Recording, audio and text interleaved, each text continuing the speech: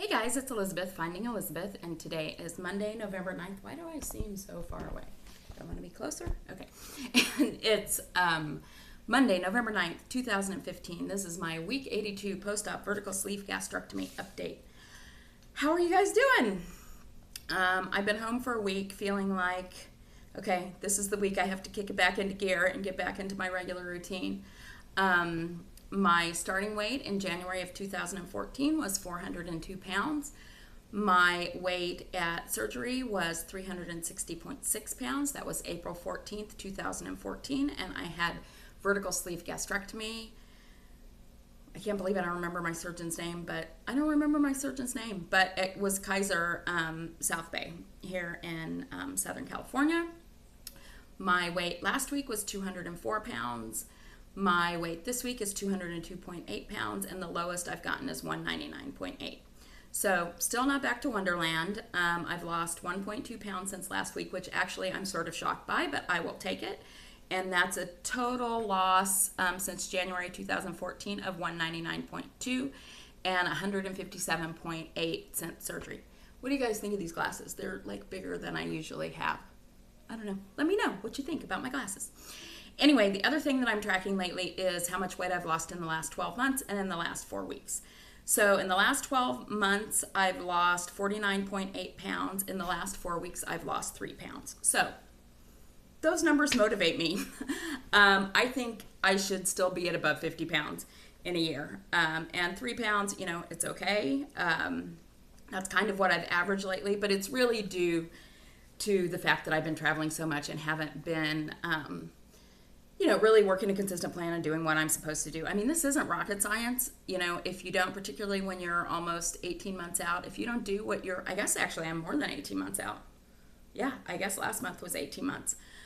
So if you don't do what you're supposed to do, you're not going to lose weight and you're going to gain weight. And that's pretty much the way it goes. So I know what I haven't been doing, which is exercising consistently. And I'm back on my routine with that. I think this morning was my third workout since I got back, so that means I've been back at it for a week, which is great. I know early in the year I had committed to 200 workouts in 2015. I sort of stopped tracking. I looked at how many workouts I'd done with Brandon, I guess on Saturday when I was there, and it's 88 this year that I have worked out with him 88 times. And I need to just go back and look and see how many other days I've walked and stuff since I stopped keeping track. I don't know if I'm going to make 200, but I'm making way more than I ever have any other year before this, because that would have been like 2, if 2.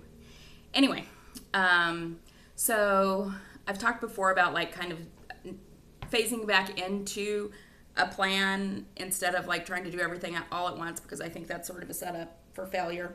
So I had said last week that I was going to start tracking on MyFitnessPal. Did I do that? Hell no. I did it for like 3 or 4 days, and then I went off the rails with what I was eating, and I stopped doing it.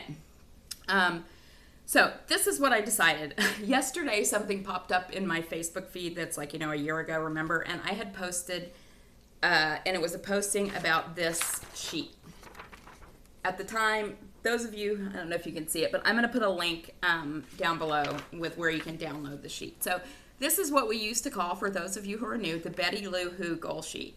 Betty Lou Who isn't on Facebook anymore, and she never did make YouTube videos. So if you missed her, you're a loss. She has a great blog. I don't know if it's still there. If her blog is still there, I'm going to link it below, because she has some great articles in there, and she's a wonderful writer, and her last blog in particular was probably one of the best things I've ever read about the weight loss surgery experience. So anyway, she created this chart, or a version of this chart, and I, along with other people, started using it. So basically what it does is it tracks your, whoops, you see? You know what? You're not gonna be able to see that, so I'm just gonna read you what it says. So it tracks it tracks your goals. You set a list of goals, track those across the week. So exercise, and I have a goal of doing that 4 times a week. Protein, 60 to 80 grams. Water, 64 ounces. Taking my vitamins, which I have to admit, I did not take my vitamins on any trip. I was taking vitamins when I was home, but I had ran out of calcium and was not taking calcium. So got my calcium today, took my calcium and my vitamins today. Steps, I have a goal on here of 6,000. Well, let's just do that for this week. It's actually going to be more than that because I walk a lot more than I did back then. And then the other column is detour. So a detour is when you do something that I don't think it's necessarily like eating a piece of candy. If you plan to eat a piece of candy and you're not doing it from a compulsive place and you're having one piece of candy, I don't think it's that big of a deal. But where I think it's a detour is if you say, I want to, my carbs have been really high all week. I want my carbs to be under 60 grams today. And then you go over that. That's sort of a detour. So I'm all about, mindful and conscious planning. So one of the other things I talked about last week was alcohol, which I did not really cut down on this week, and actually had a long conversation about this with Lindsay Fly. And I'm finding myself a little resistant to somebody telling me not to drink. It's kind of like the way that I was with food, where it's like, don't tell me what to do. I don't want to do what you tell me to do. I'm a little rebellious that way. So, but here's what I decided, which is, and I haven't I'm just talking like 1 or 2 drinks a night. I cannot think of, probably not since I was in North Carolina for OH, that I was actually intoxicated. And it takes a lot more to get me intoxicated now than it used to. I know some people say that it takes them way less. It takes me way more. But I'm talking about a drink or 2 every night is what I've been doing, which I never did before surgery, and it's empty calories, and I probably shouldn't be doing it. But so here's where it's going to be a detour for me. So what I've decided for myself is I can have a drink if I've drank my water, if I've done my exercise and my steps, and I've eaten my protein. And if I've done all those things and I want to have a drink, it's fine. If not, no. So it will be a detour for me if I drink when I haven't met those things. Okay? What else do I have on here? Okay. So here's something new that's been coming up for me, which is body image stuff. And I'm actually surprised it hasn't come up sooner, but I think it's a result of a couple things. I've always sort of gone through this process thinking, for having lost 200 pounds, my body looks pretty fucking good. But there's looking good for losing 200 pounds, and there's looking good, right? So I think I've gotten more sensitive to this and kind of down on myself and how my body looks now after 2 things. 1, after the plastic surgery consult in North Carolina, and 2, after I started dating. Because,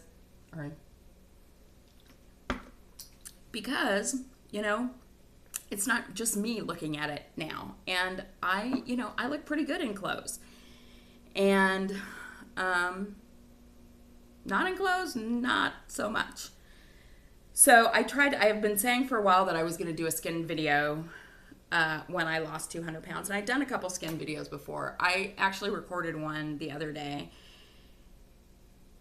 And it just freaked me out. I was just like, oh my God, this is wrong, and this is wrong, and this is wrong. And I don't know how to change that mentality because I really liked where I was before, which was thinking, sorry, I'm going to put a cough drop back in my mouth, which was that considering the fact that I lost 200 pounds and I'm 49 years old, I look pretty good.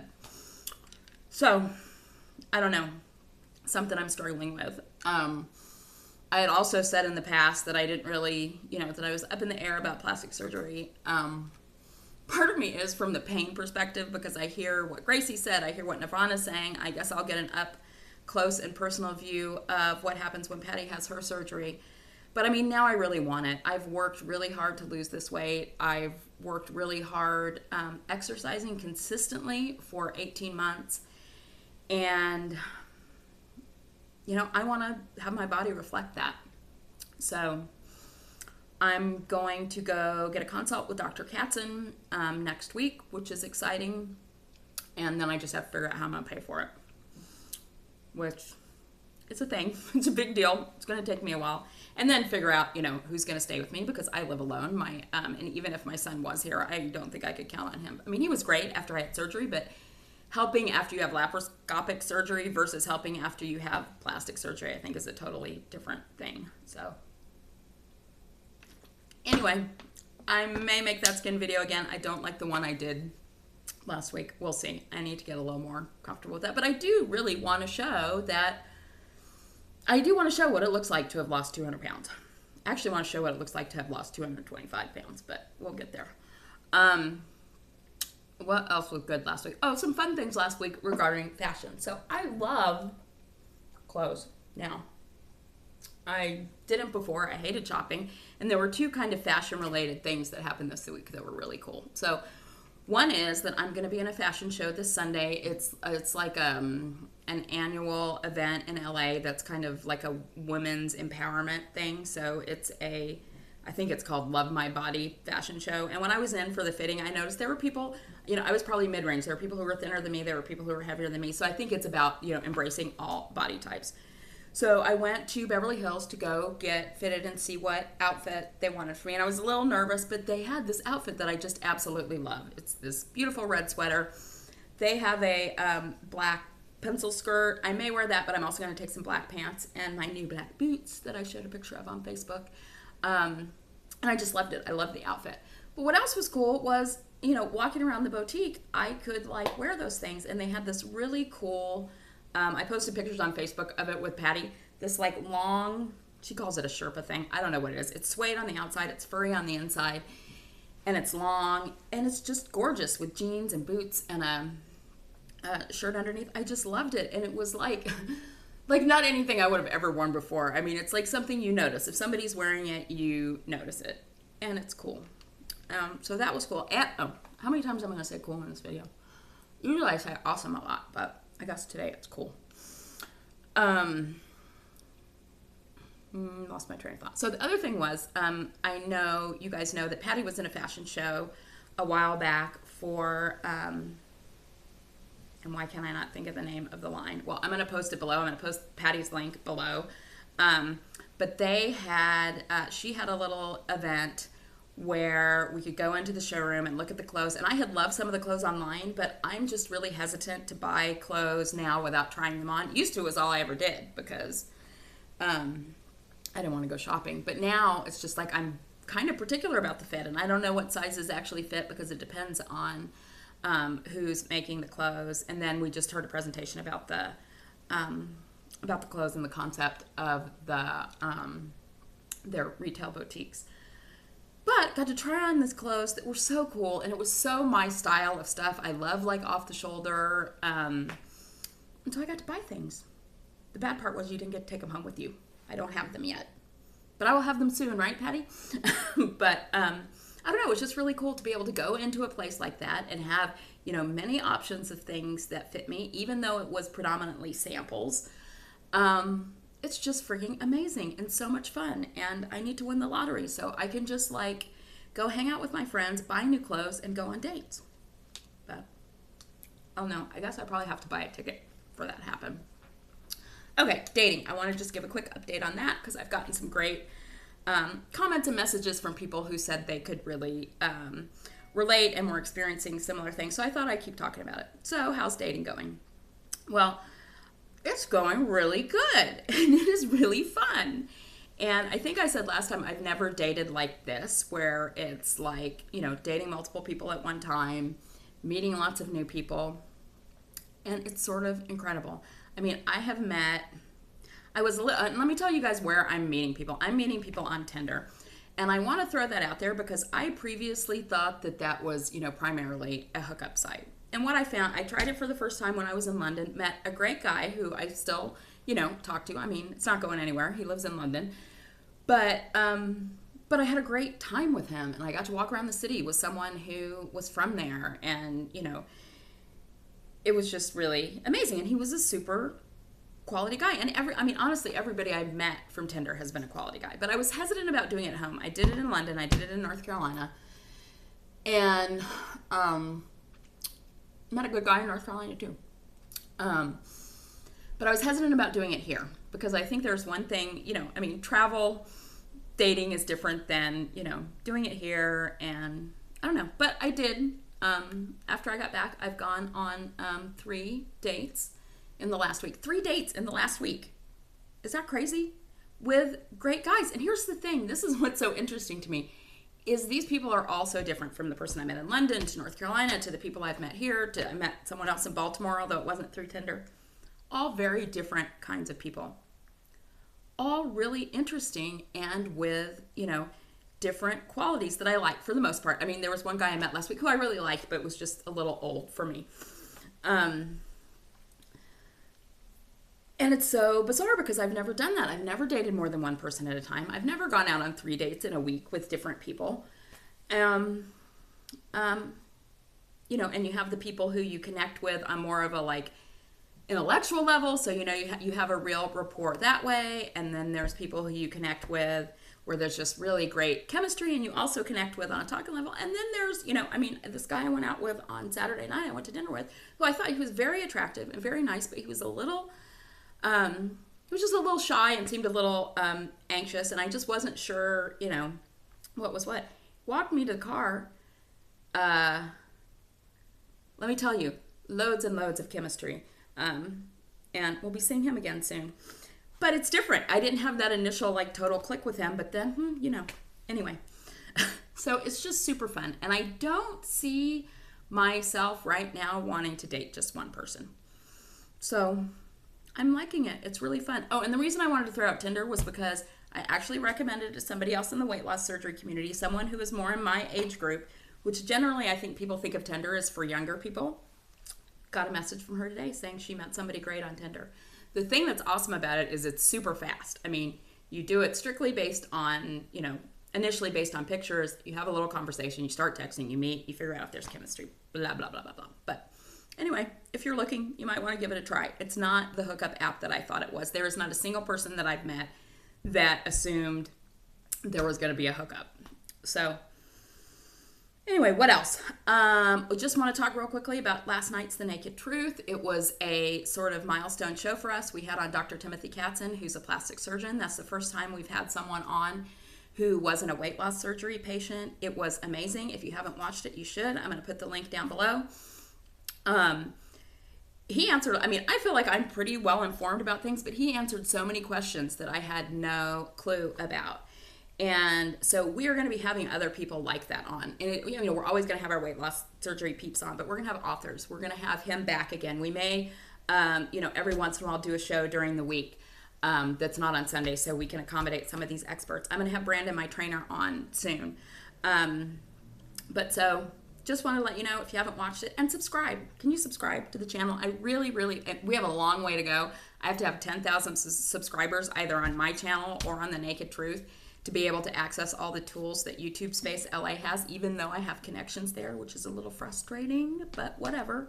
They're rule followers. But so if it's a nonprofit, you only have to have 1,000 subscribers. But if it's a for-profit, or not a for-profit, or an individual person or whatever, it's 10,000. So if you haven't subscribed to my page, you haven't subscribed to the Naked Truth page, would you do that and maybe actually spread the word? You don't have to spread the word about my page, but spread the word about the Naked Truth page to your friends so we can maybe try to boost those up. And oh my God, 18 minutes. What's wrong with me? Really quick, shout outs. I want to shout out to 2 people who are having surgery today. New Me Natalie and Killing Fat Amy. I know I subscribed to Killing Fat Amy, so I'll put her link below. I'm not sure about Natalie. I'll have to check. The other so they had surgery today, VSG. There's a couple other people I want to draw to your attention. One is VSG Kelly, getting her done. She's having RNY surgery next Monday, I believe, and she's actually doing it for weight loss, but also doing it for some medical issues that she has. And I just wanted everybody to check her out and give her some support. And then there's 2 guys. Guys are few and far between in this community that I've discovered recently who are really great, and I wanted to give them a shout out and post their links below. One of them is Scotty RNY. He's from Canada. He has this amazing voice, and he's always awesome or something, or very good, but he says it in a really cool way. And the other one, and I didn't realize this is what his name meant until I was writing it down, is VSG.4.XY. I just realized I was writing this down, and he can correct me if I'm wrong, but that it's 4XY chromosome, so I guess it's VSG for the guys. So he's also great and funny. So check those guys out.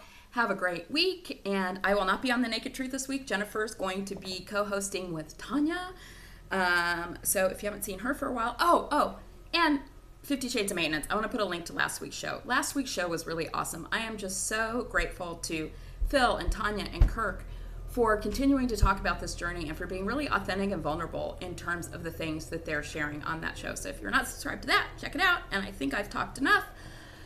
And the guest is going to be Jim Haney this week with Tanya and Jennifer. All right. You guys have a great week. I'll talk to you later. Bye.